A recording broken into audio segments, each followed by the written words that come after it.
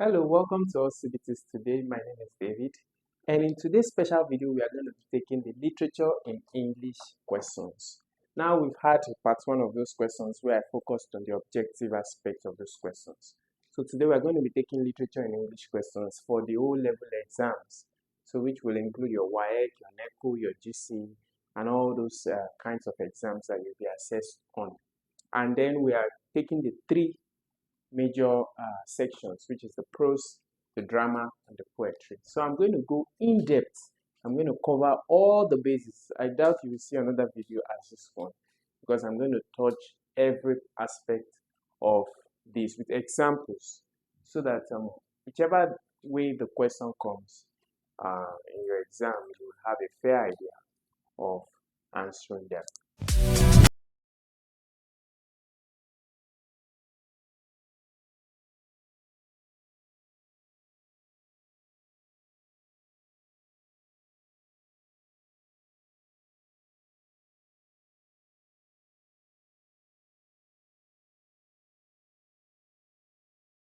Prose section.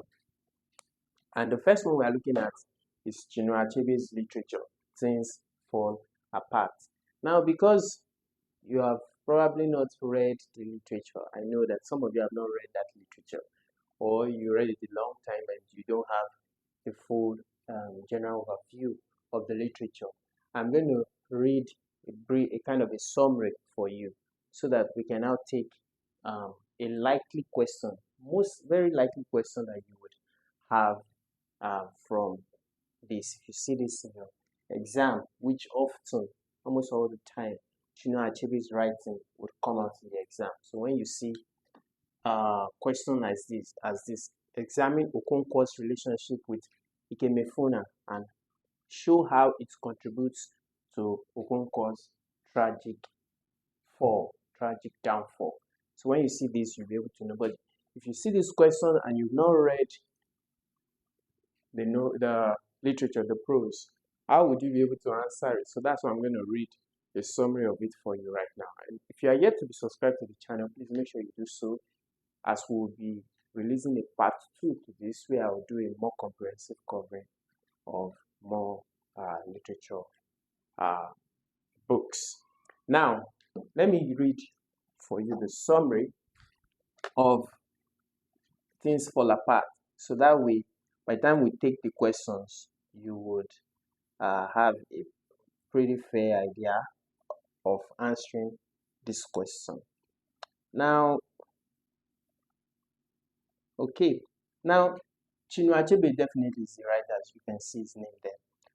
Things Fall Apart is a powerful literary masterpiece that explores the complexities of Igbo culture, identity, masculinity, and the disruptive force of colonialism in pre-colonial Nigeria.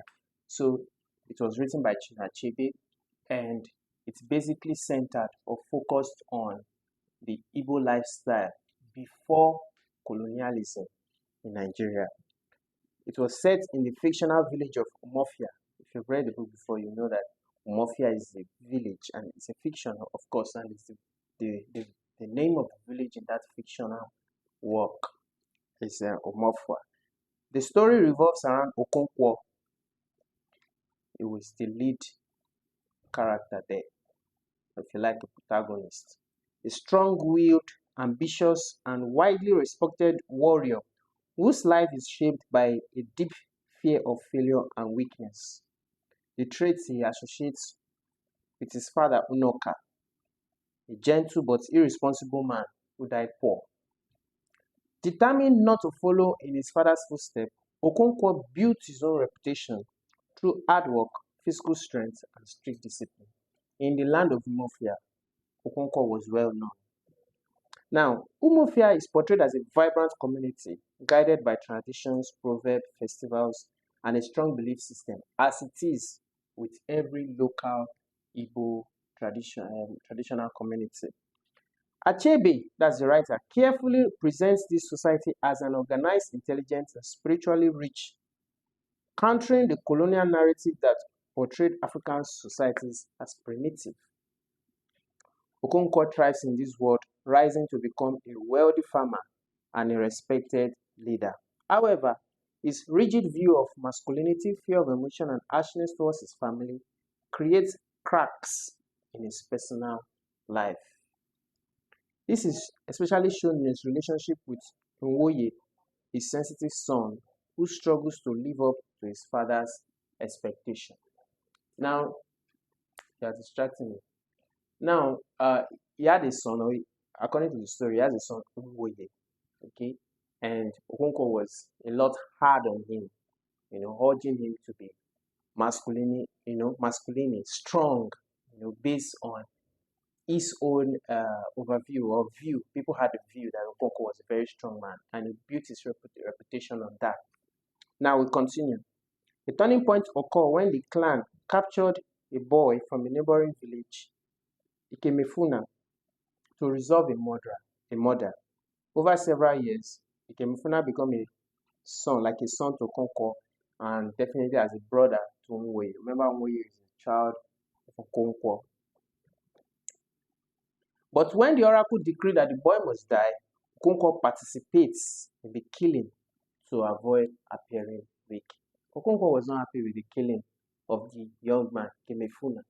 But to not appear weak, we talked about some of the traits of Okonkwo, which was masculinity. He participated in the killing. This act emotionally destroys his son, Nwoye, pushing him further away from his father. Later, tragedy follows Okonkwo again when he accidentally kills a clansman during a funeral ceremony. According to Igbo custom, he must go into exile for 7 years. During his exile in his mother's homeland, Mbata, Okonkwo reflects on the fragility of success and the unpredictability of faith. It is during this period that Europeans arrived in Igbo territory. At first, the missionaries seemed harmless, gaining converts from the marginalized, the outcast, women seeking refuge, and young men like Nwoye, who were not strictly into the cultural, traditional Igbo lifestyle or tradition. Christianity provided an alternative worldview that weakens the traditional culture. Colonial administrators soon followed, bringing new laws, courts, and a foreign government that undermines the authority of elders and traditional institutions. It's the same today in every place where Christianity enters in any African society. There is always that conflict because Christianity brings this foreign civilization into a place that already has a strong cultural and traditional heritage and practice. So there is always that conflict. When Okonkwo returns to Umofua, he finds the society transformed. The once united clan is now divided. Of course, some have moved to Christianity, some are, uncertain and afraid to confront the growing influence of the colonial presence. Determined to resist, Okonkwo acted alone by killing a colonial messenger during a village meeting. But instead of rising with him, the villagers dispersed in fear because now the village is divided. Some are now with the Christians, so there was no standing with Okonkwo as it should have been. Realizing that his people will not fight and that the world he knew was irreversibly changed, Okonkwo ended his own life, which is an abomination in the Igbo culture. So, Chinua Achebe ended this novel with a chilling reminder of colonial erasure. The district commissioner reduces Okonkwo's rich, complex life to a mere paragraph in a book. Alright, so Things Fall Apart stands as a timeless exploration of cultural collision, resistance, tragedy, and the tragic consequence of misunderstanding between two civilizations. Now, I've given you the summary of this book, what you should have spent hours, maybe days to read. Now, examine Okonkwo's relationship with Ikemefuna. From what I've summarized to you, you definitely know that Ikemefuna is what? The adopted son. Maybe not adopted son, let's say the boy who committed murder, okay, and was snatched or captured and now began to stay under the abode of Okonkwo and became like a son to him, just like his son Wei. Examine his relationship with him, with Ikemefuna, and show how it contributes to Okonkwo's tragic fall. So what would your answer be if you came across a question like that? Let's see what I made for you. I said, Ikemefuna becomes a son figure, softening Okonkwo inwardly. You know, Okonkwo, from the beginning of the summary I read for you, was a strong man, tough, maybe not strong, tough, with his masculinity mentality, believing that all Igbo, Igbo men are always strong. Now, a local traditional Igbo man is strong and tough, mentally and physically. Now, that's an answer you can have. Ikemefuna becomes a son figure. He softens him internally. Fear of weakness forces Okonkwo to kill him. Remember the question again. See, it says, examine Okonkwo's relationship with Ikemefuna and how it contributed to his downfall. So first, there are two questions there. Discuss his relationship with Ikemefuna, then tell us how it led to Okonkwo's fall. So we have discussed this relationship first, how they met. They met, I already explained that, so there's no point going back to that. And then became a son figure, softening him inwardly. Fear of weakness, not to appear weak, because everybody knew Okonkwo, knows Okonkwo to be a strong and defiant man. He supports the village rights and tradition to kill Ikemefuna. He was killed. Now, this act marks an emotional and spiritual rupture between him and his son, Nwoye. It distances his son from him. It also affects Okonkwo himself. So, leading to alienation. So, his son was alienated from him. Even he himself became alienated to his own self. So, what we see there is character flaw, fear of weakness in Okonkwo. That was what led to his downfall. Fear of weakness. He knew what to do that was right, but because of the fear of appearing weak before his clansmen, he chose the wrong path, which led to his explosion, internal explosion within himself. He ended his own life. So when people commit suicide, it's personal, it's internal. They had this conflict internal and succumbed to it. So, and that's what led to his tragic end. All right. Now let's see another one that I made for you.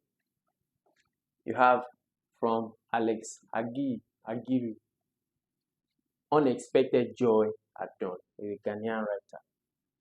Now you find the question as this. This question comes out repeated repetitively. When I went through several questions, it came out several times.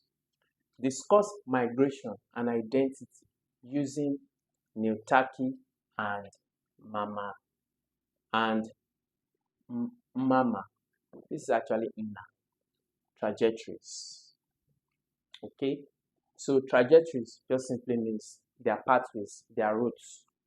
Discuss migration and identity using these two guys' trajectories. Now, they didn't live together. So let me give you the summary also of this particular one, because just probably in case you've not read it at all. So Alex Aguirre's Unexpected Joy at Dawn is a deeply emotional and socially relevant novel that explores themes of identity, exile, nationalism, love, poverty, and the painful search for belonging. It's a story between Nigeria and Ghana. The story explores the tension faced by immigrants during Ghana's Aliens Compliance Order of 1969. If you're not aware of that Aliens Order, where Ghana made a decree, the Ghanaian government during the year 1969 that all illegal aliens should get out of their land, that's out of Ghana, including all African or international society, which of course Nigeria too now did their own, which brought about this popular bag, Ghana must go. Alright, so it's a real life policy that forced many West Africans, especially Nigerians, to leave Ghana or face forceful deportation. That's that 1969 policy. Through this historical backdrop, the novel tells the parallel journey of two siblings, Netaki and Nana, not Mama. This is an error. This should be Nana, who were separated in childhood and spent most of their life searching for identity, stability, and each other. First, we take Netaki, because if you don't understand why I'm going a little bit into the story or giving you the summary, it's so that you know how to answer the question. Otherwise, you won't be able to answer the question. So, Netaki, a young Ghanaian-born man of Nigerian heritage, grew up in Ghana and sees himself as fully Ghanaian. However, when the government orders all aliens to return to their home country, Neil finds himself in a painful contradiction. Ghana considers him Nigerian because he's of Nigerian heritage, but Nigeria sees him as a stranger because he was born in Ghana. Now, he remains in Ghana, hiding from immigration authorities, struggling to survive in a state of poverty and constant fear. Despite working at the bank, his life becomes increasingly unstable as the economy collapses, with food shortage and corruption spreading through the society. Desperate for legal recognition, financial security, and a sense of belonging, Neil leaves Ghana for Nigeria, hoping to reconnect with his roots. However, life becomes even harder. He is treated as an outsider, cheated by people he trusts, and repeatedly humiliated because he cannot prove his identity. His heartbreaking journey highlights the harsh reality of statelessness, living in a land where no country claims you. See, he cannot live in Ghana because Ghana sees him as Nigerian. He cannot live in Nigeria because he's Ghanaian born. They will not relate well with him. And that's still the same today. There are so many persons, especially children who are outcast, who face this problem a lot. Now, we have seen the first person. We're going to check Nana's trajectory now.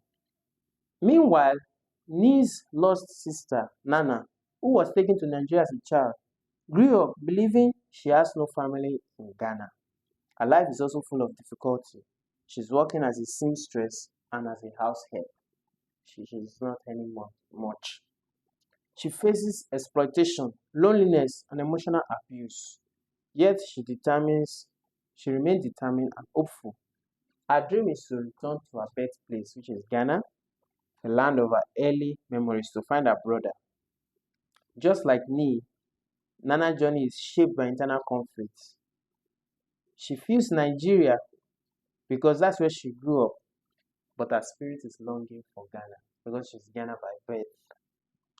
Her struggles show how migration disrupts not only livelihood, but cultural and emotional bonds.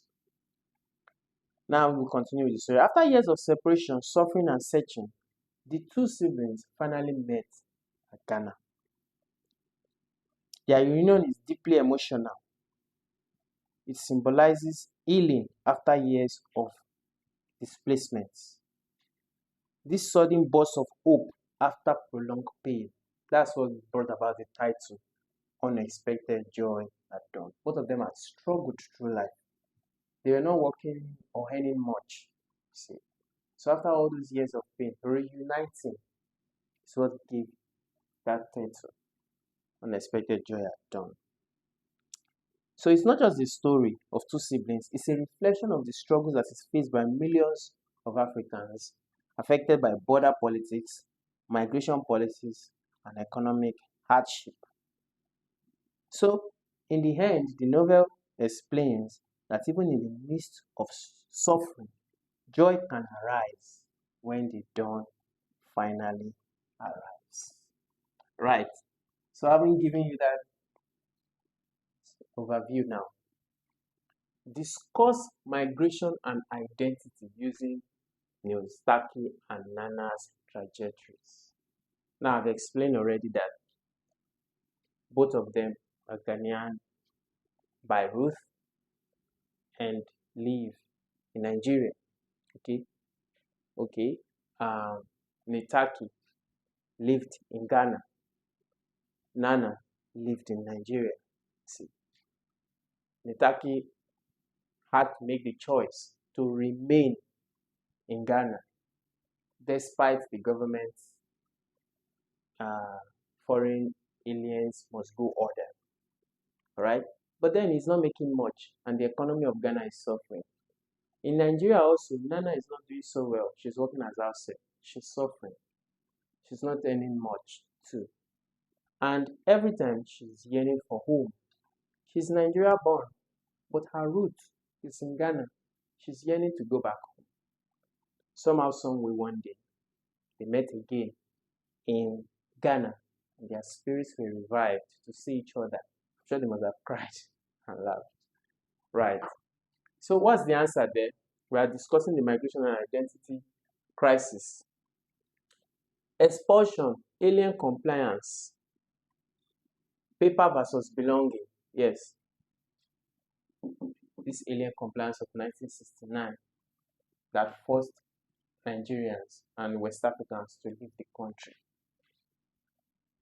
Ni's liminality, Nana's survival strategies. Yes, we discussed those strategies also. They say discuss, so discuss a little. Nini was not doing so well as a banker, and Nana was surviving on petty jobs, menial jobs. Family, luggage, and borders as identity markers. Yes. So while they were from the same family, their society, their environment, and the way of life they've lived in each country was as conflict. And their acceptance into each of these countries, or either of these countries, talking about Nigeria or Ghana, was a challenge, was a problem for them. So that is a brief answer you can come up with. All right. So the whole story just shows us the Ghana-Nigeria migration issue and its human cost. And not just in Ghana and Nigeria, any country migration for that matter, migration and immigration has its human cost. People who travel to all these European countries through Libya and through all this, they have their human cost. All right, so that is that. Then we go to another section, drama. And this one, we're going to take Frank Ogodo, Ugbeche Harvest of Corruption. Question, show how Aloho and Ochul illuminates the play critic of institutional rots. Show how Aloho and Ochul illuminates the place critic of institutional rots. So I'll also give you the summary of this one. The play opens with Ogeyi, Aloho's loyal friend, trying to warn her against working for Chief Haladu Amaka, an influential, wealthy, and notoriously corrupt politician. Although Ogeyi knows the chief's reputation for using and destroying young women, Aloho is desperate for employment and social upliftment. Her desire blinds her to the danger ahead. So simply put, Aloho was poor. She wasn't from a rich family. And then she heard about this Chief Haladu Amaka, who was a wealthy, influential, notorious, corrupt politician. Everybody knew him to be corrupt, involving in drugs and all kinds of illegal activity. And he lived in their society, their village. But because of her lack, she refused to listen to her friend, Ogeyi. She went ahead to work for this man and the man started using her to smuggle drugs. She was later arrested by the state. The man used his influence as a politician to get her out of it, and somehow tricked her later to having sex with him and got her pregnant. Just on and on and on like that. She later died, at childbirth. A friend now, Agogo, a friend Ogei rather, alongside Olucho, now decided to fight for justice, getting the police involved, going to the court, which now led to conviction of the chief and ultimately led to his arrest and imprisonment. So let's see. Show how Alo and Ucho illuminates the pre-critique of institutional rot. Just simply put, that institutional rot is in every level of society. Let me show you the answer I made there for you. Ochuol as conduit to Chief Halado Amaka bribery smuggling. Aloho naivety. She was naive. She was exploited. She got pregnant. She died from the situation. Then Inspector Inaku, which was a lawless, dirty cop, and the law unable to get him. It's still the same today. Where, elected officials and even government of federal officials like the police continue to use the law, to play corruption and to harvest, to reap from corruption. So, harvest of corruption deliver a powerful warning. When a society allows corruption to flourish, innocent people suffer and the entire nation pays the price. Ogbeche offer hopes by showing that courageous citizens like Ogei, the friend to Alo, and Yakubu can spark change.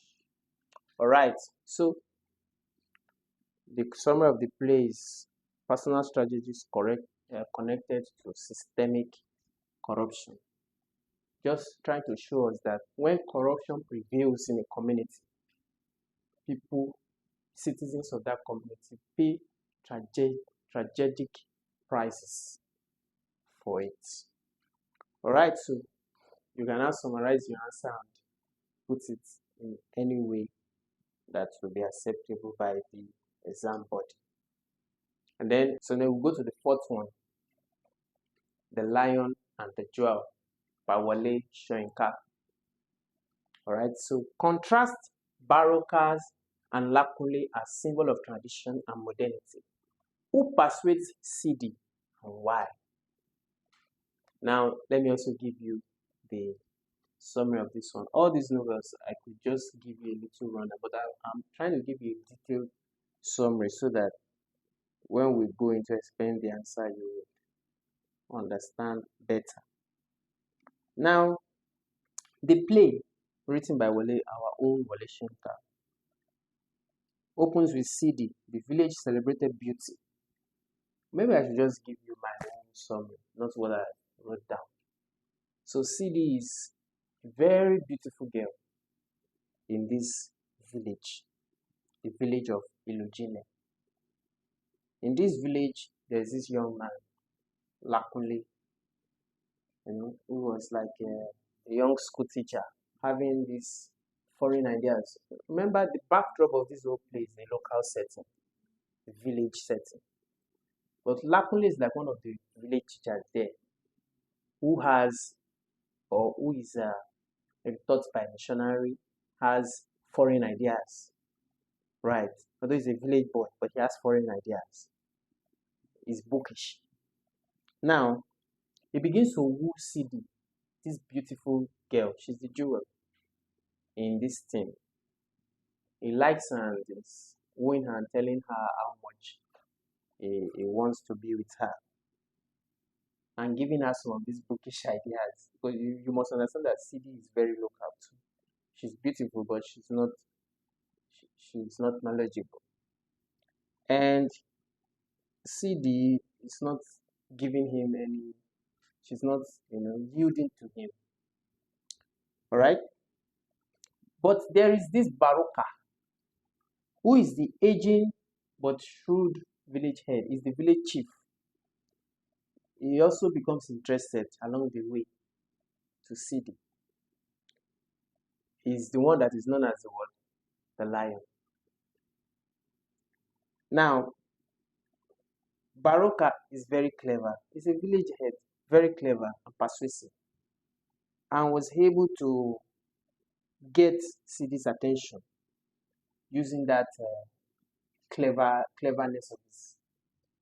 Got her attention, invited her to the palace, and somehow, some way,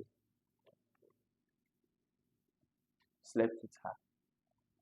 In the end, she gets pregnant, and then Lakule was not aware.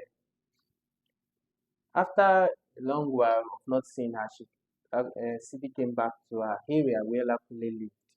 Lakule found out that she was pregnant. He was devastated, So, the whole story, what does it show us? The Lion and the Jewel is more than a love triangle. It is showing cast commentary on how African societies balances tradition and modernity. Lakule represents shallow modernization. Like I told you, he didn't school outside the country, right?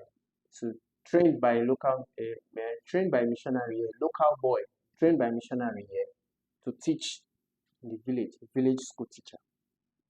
He's loud, disconnected from reality, using all this new found grammar to try to woo Sidi. It's not grounded. All right, Sidi symbolizes Africa itself. She's like Africa that don't know much, caught between two forces: the rich village chief and a new culture, which is Lakule. In the end, traditions win, which is the village chief. Not because it's perfect, but because it understands how to trick, how to grab people. And that's how the village chief won over her. He has been managing people for a long time, so he knew how to get at her. He did, and he eventually got Sidi in bed, and she became his new wife. So what's our answer there? Contrast Baroka and Lakule as symbols of tradition. Okay, I already did that. Baroka is symbol of tradition. Lakule is symbol of modernity, but half-baked modernity. Who persuades Sidi? Baroka, of course, persuades Sidi because of his understanding of how to trick and manage and enter into his local subjects. He understands how women think in his local setting and was able to use his understanding to grab the young, beautiful jewel. So look at my answer there. Lakule's shallow civilization, disdain for bride price. Okay, that was another thing. Lakule believed that bride price was a local thing. He was not going to pay bride price, which is one of the reasons why Sidi did not agree to him, because he was like, Westerners don't pay bride price. I associate with Westerners. You know those people who say I associate with this. They are not like some of these gays now that says I associate with being a woman, but you're a man. That was his problem. So he says he associates with being a foreigner. He doesn't pay bride price. You are saying that to a local girl that believes in bride price. That if bride price is not paid over her friends will not even, nobody will even accept that she has been rightfully married, which is still a thing today. So Baroka's cunning pragmatism, seduction, strategies, Sidi's what? Vanity, pride. So this is the central idea of the whole answer. You can now put it in words of your own. Okay, as we get ready to stop, I'll take just one more from the poetry section. We have Benisola Adeoti, Ambush, and we also have Larry Peters, The Panic of Growing Older. I'll take this Panic of Growing Older because is a very interesting one. I thought I was going to take the 3 sections, drama, prose, and poetry. So I'm in the last one now, the panic of growing older, which affects everybody. Question: how does the poet communicate the anxiety of aging? Aging means growing older and unfulfilled aspiration. So I will give you a little summary. Then, okay, so the poem opens up with a powerful, striking observation. At age 20, which many consider the beginning of true adulthood, is a time of excitement, energy, ambition, and unshakable confidence. At 20 years, people believe they are full of hopes, meaning they imagine life full of endless opportunities. They think nothing is impossible for them. Their dreams are bright, the future looks limitless. You know, at 20, some of you are 20 now watching this, preparing for your exam. You have this mindset that life ahead of you is just bright. My future is bright. Remember when you were like 12, 13, when they asked you, where were you going to be? You said you were going to be the president. You were going to be the chief judge of nations. So, but what has happened now? So that's what happens to about everybody. At 20, many believe life ahead of them is fixed. Then at age 30, the poet says that people begin to notice that, time is moving faster. I'm going older. 10 years have passed. Yet many of them are unable to achieve their dreams. Dreams are unfulfilled. People start comparing themselves with others and with their youthful expectations. So the poem captured the quiet shock that comes when we realize that it's not going as we had imagined or planned. This continues up until age 40. I'm giving you now a summary of the whole poem. At 40, people begin to panic now. 20, we were full of hope. At age 30 to 40, they discover that, man, things are not going like I planned. At 40, panic sets in. What's the panic? I'm already 40. I've not done this. I've not done that. Panic sets in. Anxiety. Suddenly, people realize that they don't have much time as they thought. Middle age brings about the bending of the bone, meaning that they are not as strong as they used to be. Then, showing them that their body can no longer do all those runarounds as before. The person has now begun to reflect on missed opportunities. Responsibilities are also crowding and piling up.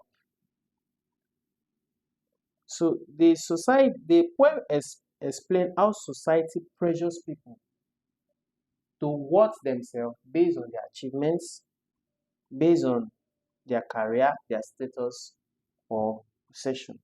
Many adults become trapped in this race, chasing symbols of success without truly living or growing emotionally. Basically, that's what this thing is about, the panic of growing older. And just about everybody, experience this panic or will experience this panic.